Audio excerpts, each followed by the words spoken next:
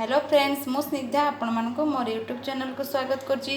आज मु आपण मानको पई नै के अछि बिना प्याज रसुन रे प्रस्तुत छेना आलू तरकारी। आपण माने मोर ए वीडियो को एंड पर्यंत देखंतु एवं एई परि प्रोसेस रे थरटिए बनांतु, देखिबे आपनको ए रेसिपीटी निश्चय भलो लागिबो। तबे चलंतु ए रेसिपीटी स्टार्ट करिबा।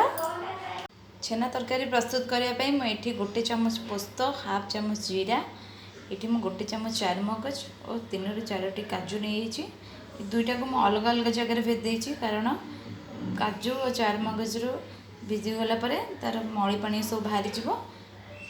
यापर मुझे फाइन पेस्ट करने या 15 मिनट पर्यंत भल भाव भिजापी छाड़देवी। ये मु 500 ग्राम छेना नहीं भल भाव चुपुड़ी की पूरा ड्राए करी चुपुड़े, नले छेना छाणिला बेले छेना फिटीज। एथिरे मु 2 चम्मच मैदा ऐड करी। आपण पाखे यदि सुजी भी अवेलेबल था तो सुजी भी 2 चम्मच ऐड कर परिबे। तापरे मु एथिरे 1 टेबल स्पून चीनी ऐड करी।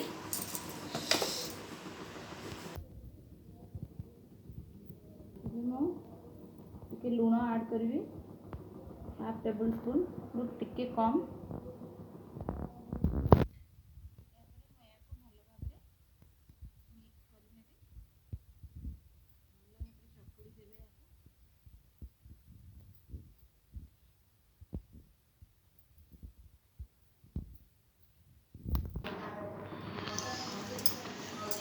देखो मुझे भल भाव छेना को एबे दली देजी।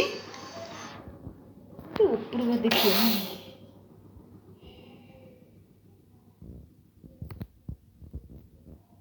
देखो मो छेना सब भल भाव मिक्स करी दली नहीं।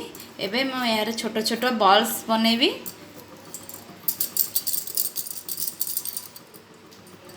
यहीपरी छोट छोट बॉल्स बनै नेबे सबुतक छेना रे।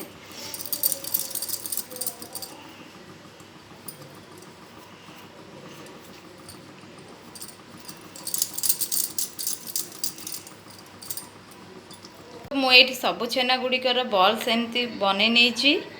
एबे मु को तेल रे छाणी नेबी। एठी मु गोटे कड़ाई रे आगुरु तेल को गरम करी नहीं। एबे ये बॉल्स गुड़ी को तेल रे मु गोटी गोटी करी पकेबी।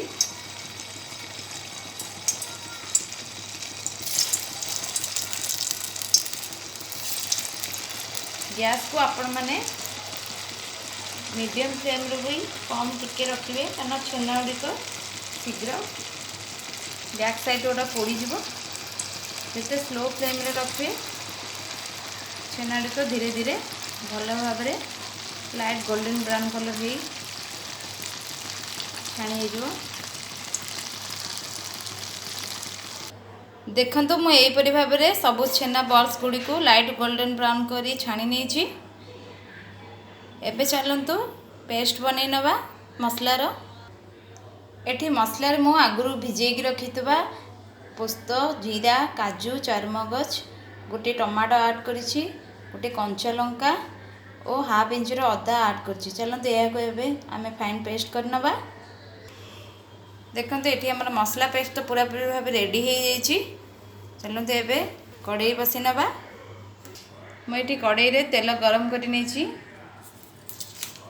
ये तेल रे मु एबे गोटे तेजपत्र, दालचीन, गोटे गुजराती ऐड करी। एथिरे मु हाफ टेबल स्पून जीरा ऐड करी। या टिके फुटी गला परे एथिरे हमें मसला ऐड करिबा।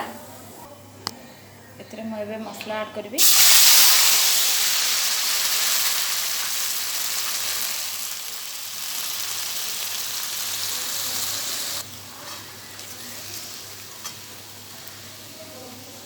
एबे ये मसला रे मु 1 टेबल स्पून हल्दी गुंड पाउडर,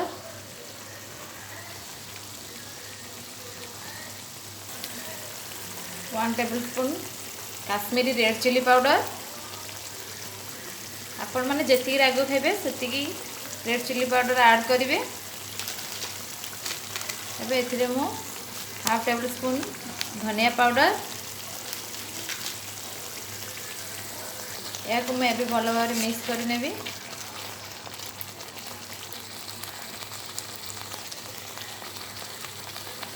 ये मसला रे मुझे 1/2 टेबल स्पून लुण ऐड करी।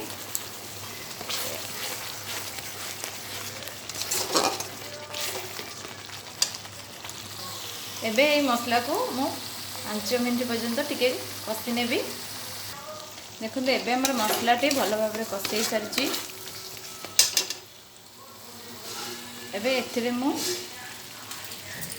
1/2 टेबल स्पून गरम मसला ऐड करी।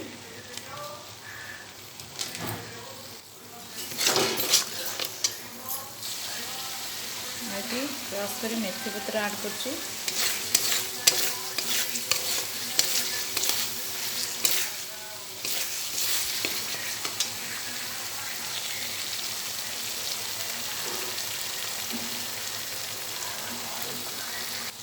ये फाड़े टमाटो बंचे रखी भल भाव कषिदेवे। मुझे गोटे टमाटो बाटी और फाड़े टमाटो काटिक रखी या आम 1 मिनिट पर्यटन कषि ना। ए मु काटी सीझा आलू को सीझे रखी 2टा आलू को मुझे ऐड कर भल भाव मिसईदेवी।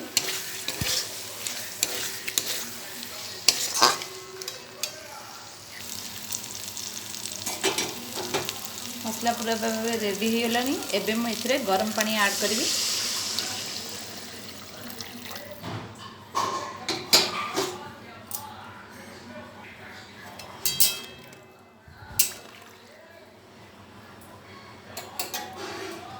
एबे यहाँ को आम फुटिया छाड़ीदबा।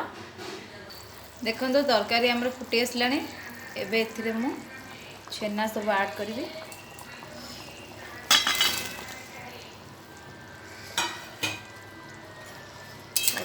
भल भाव मिसई नवा।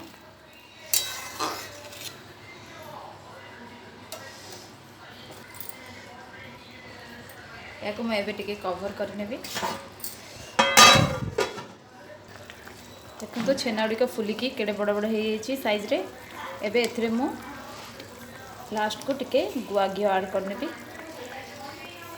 गुआ घी लास्ट को ऐड कले तरकारी बहुत टेस्ट होता है। शेष में मुझे धनिया पत्र ऐड करदेवी।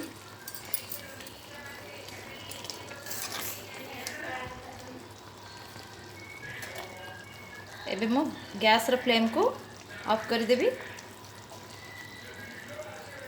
एबे हमर रेडी हो गला छेना आलू तरकारी। आपण मानको जदि मोर ए रेसिपीटी भल लगी ताले आपण माने मोर चैनल को लाइक शेयर सब्सक्राइब करिया।